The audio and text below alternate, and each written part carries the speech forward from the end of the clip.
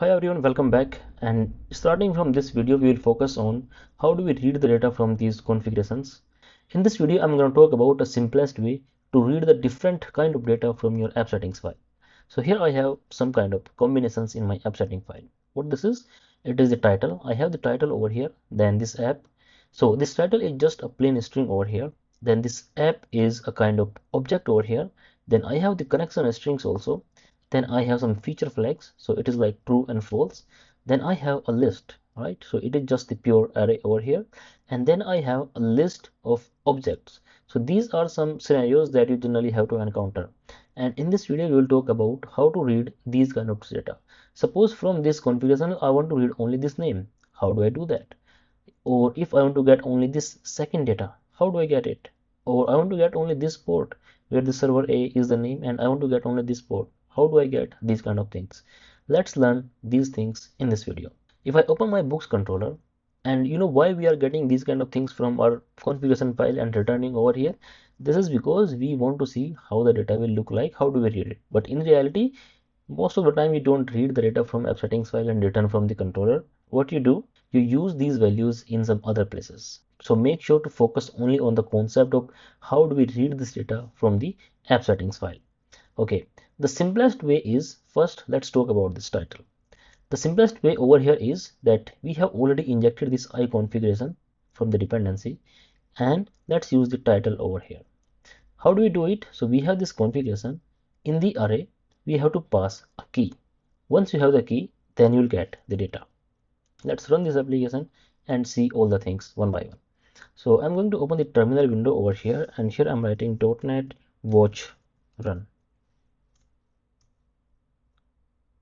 The app is running on this port 5203, and this is my HTTP. So this is my one URL that I have. If I click on this one, you will see that I'm getting my application title.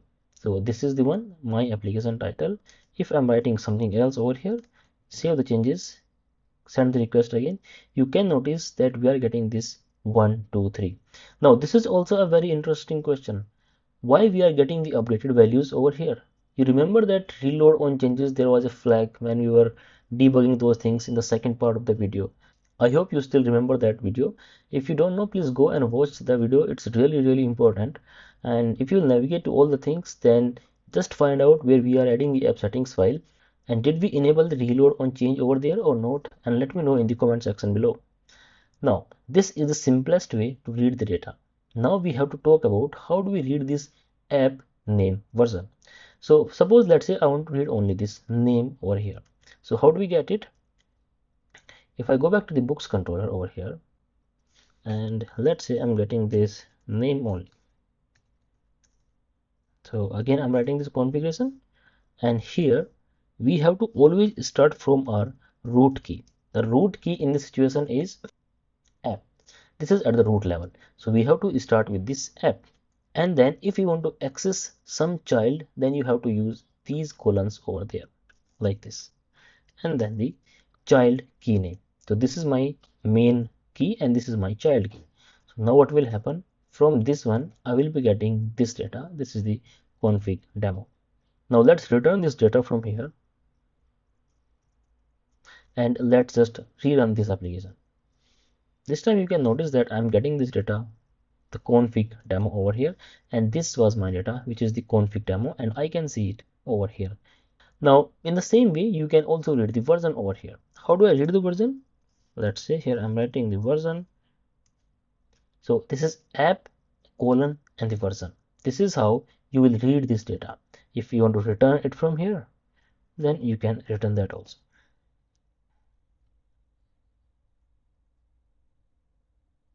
This time you can see that we are getting both the values. One is the config demo, which is this one, and the second one is the version, which is 1.0.0. We are having both the values at this place. This is how we can read this data from this app. Always start from the root, then use the colon for the child, and if there is some other object also over here, suppose name is also an object, right? Then you can use app colon name colon the further properties of your child object. That's how it will work. Now if I talk about the connection strings, we can always use the same way that we are using for this app. So what we can do, simply use the connection strings colon the default and you will get the data. But here, because connection string is something that will be there in almost all the applications, so there is already a method given to us, this one, configuration dot get connection string. And in this get connection string, you simply have to pass the name of your key, the default. That's it. So here, just paste this default. That's it. Now you will get the data from this connection string. Let's use this one, and I want to return it from here so that I can see how things will work. You can see that we are getting this connection string over here. Now you might wonder why we are having this default over here, right? Why we have to set the default. This is because in your application you may have more than one connection strings like that, right? So if you want to read any one of them, make sure the text is this exact connection strings. If you are having this text, then this method will work. Let's see what is written in this method. You can notice that it is working with something called get section. We will also learn about what this get section and get children is, but here you can notice that they are passing the hard-coded connection strings. So it means if you have to use this method, then make sure your object in the app setting file is having this same key connection strings. And now let's say I want to read this Redis connection string from here. So let's just copy it, go back over here, and this time instead of default I want to write the Redis, run it. You can notice that I'm getting that Redis key over here. What if I want to get both of them? Again, you can repeat the same line over here, and here you can write, let's say this is the Redis one. Then make sure to pass the Redis, and this is the default connection string, and at this place you can pass the default. And whatever data you want to return over here, you can write that. Now this is how we can read the data from the connection strings. Now here comes the interesting part. What will happen if we have to read these Boolean values at this place? Okay, so let's use these features and try to read the Boolean values also. So what I'm having, it is like enable swagger is enable swagger. In that scenario, we can again use the same concept that we are having. And if I put a breakpoint over here, let's run this application in the debug mode this time, and I want to check something over here. We have to make sure that we are using the correct name at this place. So if I go over here, and